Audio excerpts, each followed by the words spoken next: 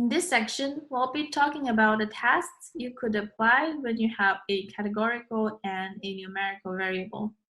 In comparing these two types of variables, people usually divide the values in numerical variable into groups according to the categories of the categorical variable, and compare if there is any difference between the numerical values in different groups.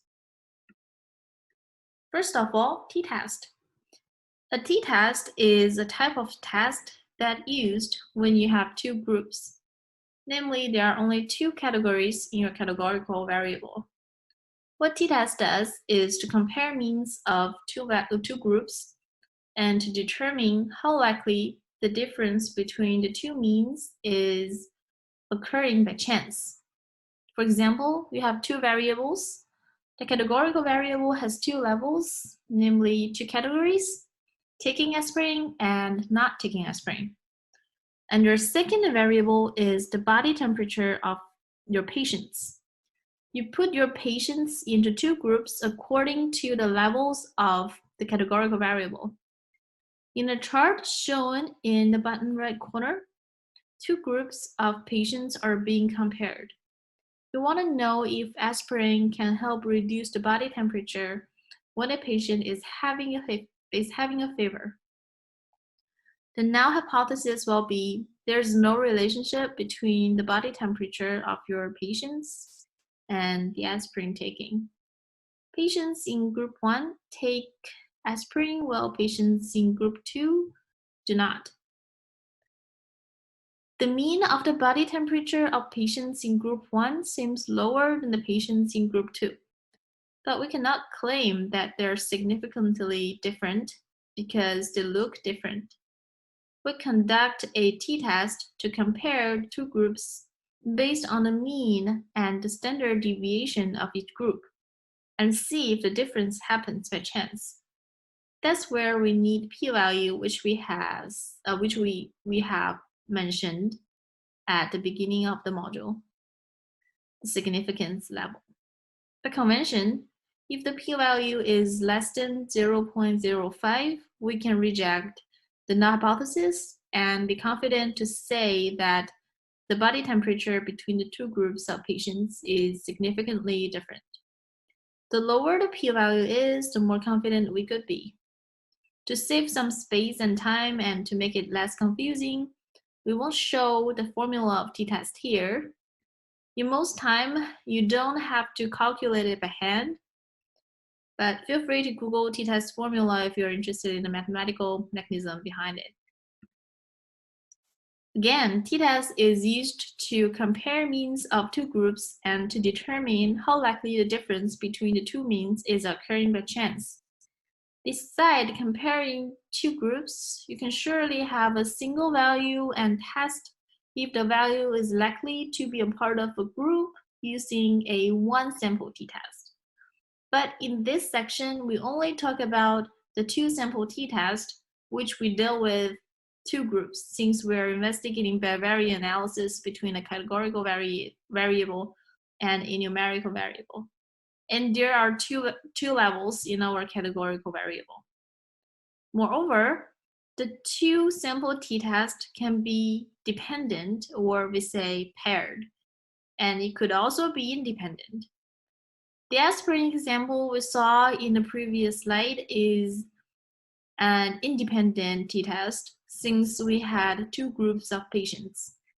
We can also test one group of patients on two different time points.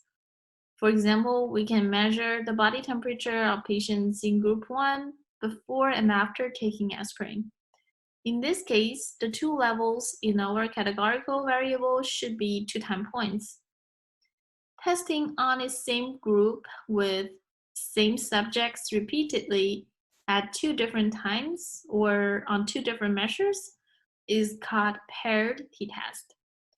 For an independent t-test, since the subjects are from different groups, the distribution might be very different.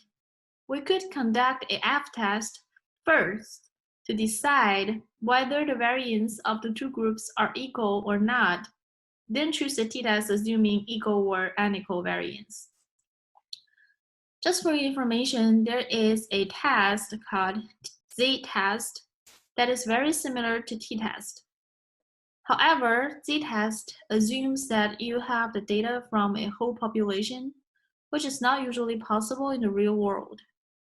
Looking back to our aspirin patients, our test was only able to be conducted on a very small amount of patients sampled from all possible patients in the real world. If you want to use the Z-test, you will need to collect information from all patients in the world who are taking aspirin. However, if your population is relatively small, for example, students in a specific school or grade, Z-test could be a good choice. When there are more than 2 levels in your categorical variable, T-test will not be applicable anymore. Here we need ANOVA. The mechanism behind ANOVA is similar to T-test. It compares means of more than 2 groups and determines how likely the difference of means among them occurs by chance. However, a significant test result from ANOVA won't tell you exactly which 2 groups are significantly different. You will still need to conduct more tests if you want a further investigation. Since Ttest and ANOVA are investigating the distribution of different groups of data, Boxplot could be a good choice of visualization.